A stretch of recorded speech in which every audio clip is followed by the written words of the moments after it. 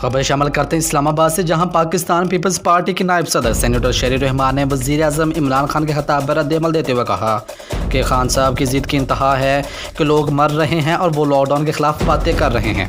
ان کا مزید کہنا تھا، خان صاحب اب لاک ڈاؤن کا وقت گزر گیا، کرونا وائرس قابو سے باہر ہو چکا ہے، غریب تو بہانہ تھا۔ لاک ڈاؤن کا خاتمہ کر کے عمران خان نے بڑے کاروباریوں کو فائدہ پہنچایا۔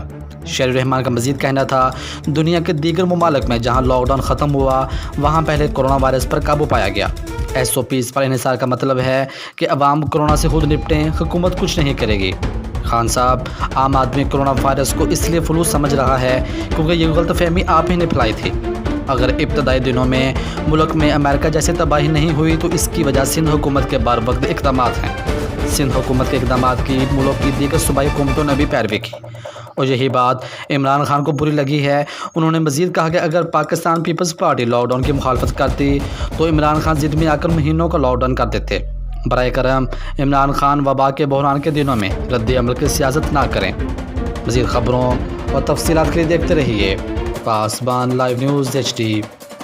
آپ ہمیں فیس بک اور YouTube پر بھی فالو کر سکتے ہیں۔